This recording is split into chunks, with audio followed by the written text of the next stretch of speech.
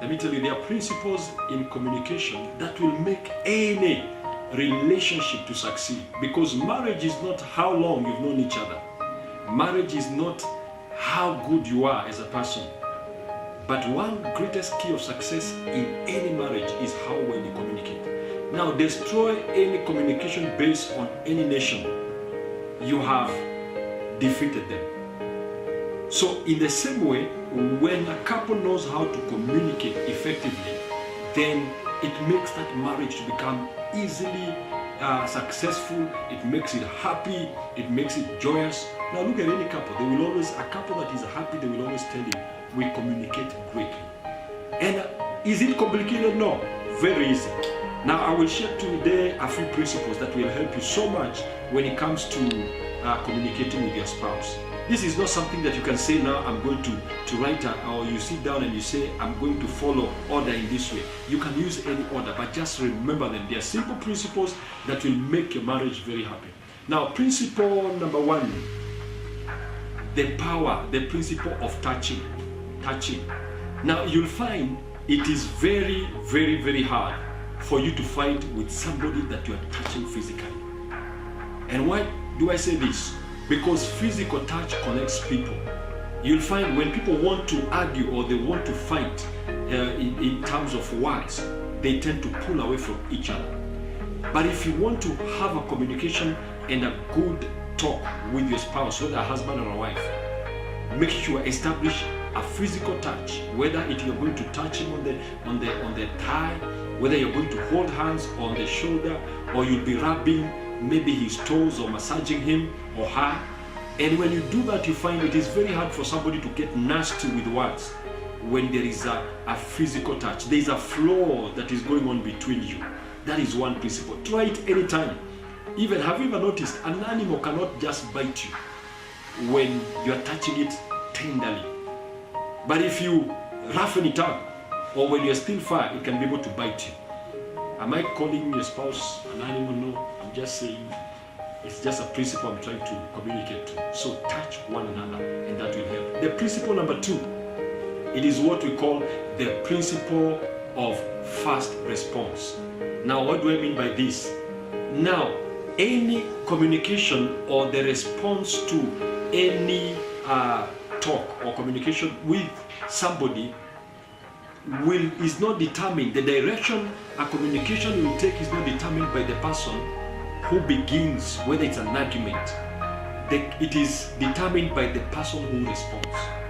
Now, one person who was so good in responding is Jesus Christ. Anytime the Pharisees would come up with a question, you'd find he would always respond so wisely that the direction they wanted to take him, they would find they could not.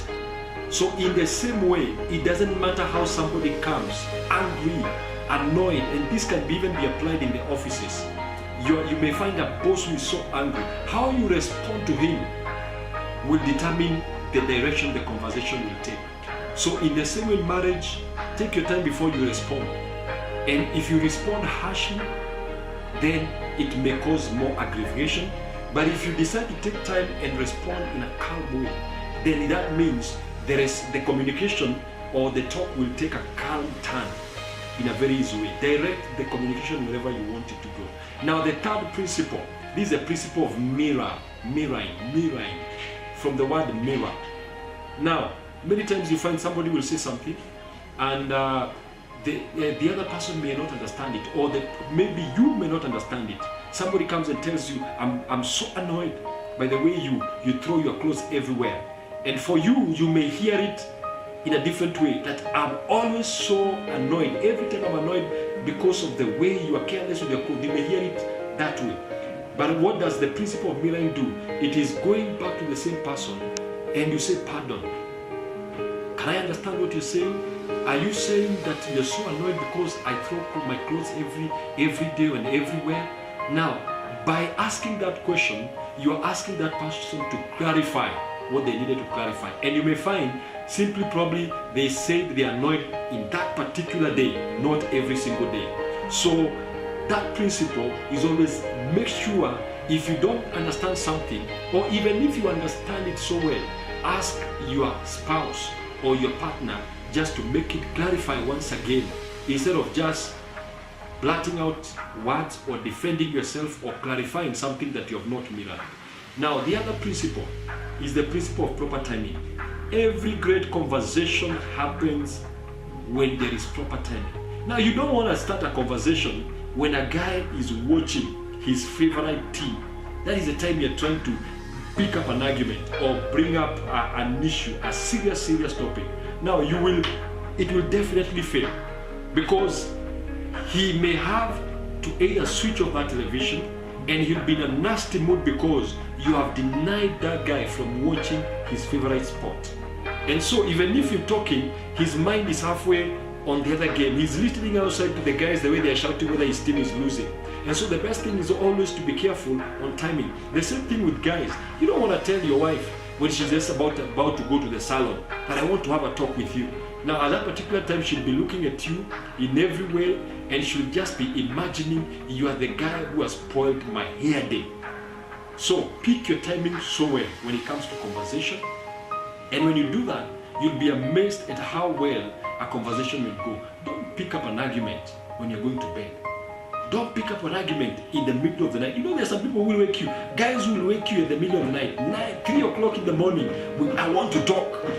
Or ladies who just want to say, let's talk now. And the final principle is the principle of prayer. Guys, let me tell you, one man said, battles are won on our knees.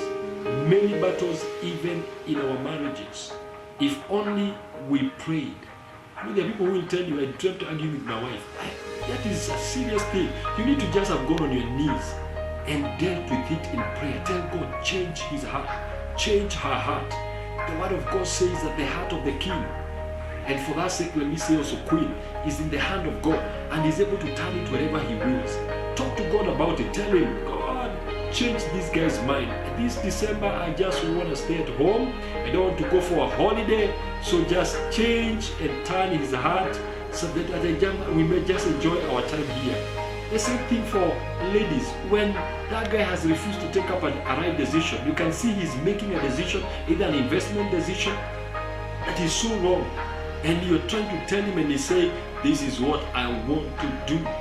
Just go on your knees. Pray to God. Talk to God. God hears prayers.